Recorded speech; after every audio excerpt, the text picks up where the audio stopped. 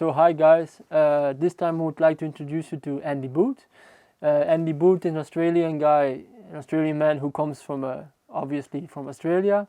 I think he's already spending about 30 years now in France. It was a really interesting conversation because he does a beautiful job with the horses.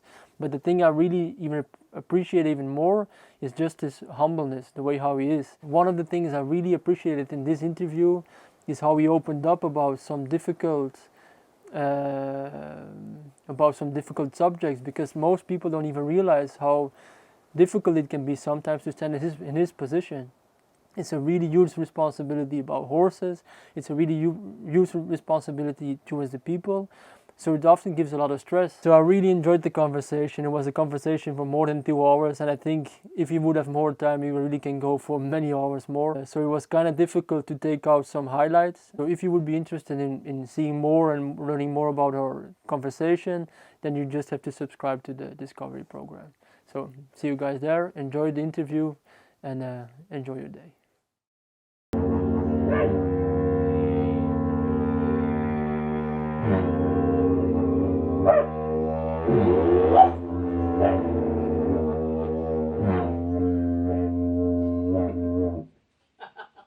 But sometimes I get the impression that people get too much in their mind, so they lose the connection with the horse because this, and this.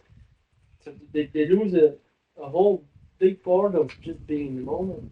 Sure, I think in a moment, there's a lot going on in a moment. And if you're really connected with the horse, I suppose everyone wants to have the horse connected with them. But then the first question is, are you connected with him? Because if you're not connected with the horse, then what are you looking for? That's like saying, having a one-way telephone call. So how do you get in that moment? How do you connect it with the horse? Because a lot of people are going to say, okay, we have to connect, so now we have to be calm. Sure. So they think, I'm going to be calm, I'm going to be calm, I'm going to be calm. Because of this, you're also understood in the moment. So how do you reach the point to really be in the moment and just like, is it to the wind? Are you gonna focus on the sand? Is it just like some kind of meditation? Is it what? No, it's everything that and that too. There's probably an element of experience in there, but it's seeing all the little things. That same man, Ronnie Willis, he's watching a horse work, and he says to a girl, "Ooh, there's a little change. Did you see it?" And she said, "Look, Ronnie, I can't see a big change. How do you want me to see a little one?" But because he's seeing all these things, if he walked in there, he watched this demonstration at a big horse show for a little while, and he said, "Yeah, horses either check in or they check out. Me too." And off he went. Okay, we'll follow him. Was an American guy. Check in or check out. Me too. And off he walked. Okay, well, he's lost interest more and more. That the horse is a beautiful instrument of music, but there's just not that many good musicians. And my job is kind of helping people become musicians. I think the horses are fine, but if the people were better horsemen, then they'd be able to get more from their horses and vice versa, and the horses would be getting something from their humans. But don't start thinking it's personal, and people take things personally with horses, and that again is something, with the whole scientific understanding of the horse, is removing that prefrontal cortex and saying that they don't have the same moral standards that we have. They don't know right from wrong. They don't know good from bad. They don't try and do mistakes. They don't even know what a mistake is. They don't know what you want. They're not trying to please you, but they're certainly not trying to upset you. They're just trying to find their way. So just be there and help them find that way. But as soon as people start interpreting things the wrong way, a little bit too much Disneyland in there, and saying, "Oh, now he's being disrespectful, so now I have to show him who's the boss." So hang on. If you're not reading, if you're not understanding the question, then you won't respond correctly. So first, make sure you're understanding what's going on, and then you can come back to the horse with something that's appropriate. But don't take things personally, because it's just not going to work out. If you think the horse is doing something against you, you take it personally. Now you get defensive. Horse is a half-scared herbivore anyway. So now you're getting defensive. Now he's getting scared. Now both of you are, when they've got defensive and defensive, that's called a fight. That's what happens. And some great writer said, In France, you have to be two to pull.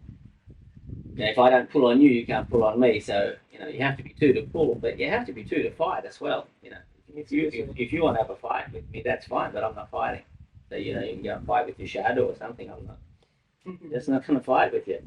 And horses will never go looking for the fight. The human does that. The horse doesn't want to have a fight. He just wants to figure out how to be comfortable in the situation. I've worked with people that say, "Oh, never give the horse carrots, never give him treats." And so, okay, so you never give the horse treats. And then someone else says, "That's all I do. I only use positive reinforcement." How in the world could that work? And somewhere in the middle there, you find your place and you find your music, like you said. And sometimes you change your mind. I think sometimes I go a little bit too far this way and a little bit too far that way. And sometimes I find that middle ground where I'm trying to be. People tell you that, oh, no, that won't work for you. And you listen to people.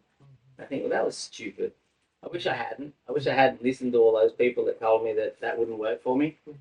Doesn't matter. I found something I love. But it's a shame I listened to all those people that said, oh, no, don't try. Heaps of people try acting. So few people succeed. Oh, no, don't go into that. So I listened to all these people who talked me out of it. And I think I would have liked it. Someone said to me, try and work out why. Instead of asking yourself how, if you work out the why, the how will come. And I thought, hang on, that's a real short little sentence. There's a bit more to that. You can work out, and then there's a book about that by a guy called Simon Sinek. Okay.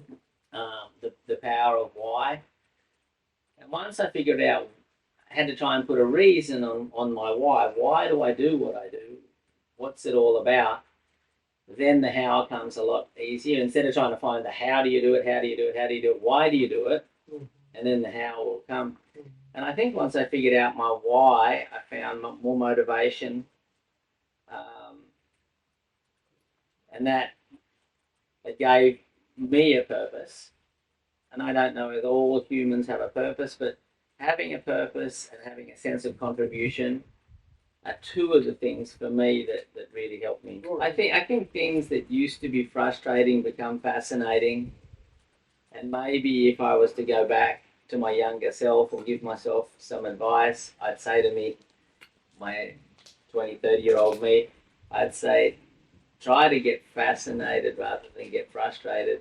Getting frustrated will never get you anywhere. But if you can look at it, and maybe I took some pressure off myself and said, you don't have to succeed. It's not about winning. It's not about succeeding. Just help the horse.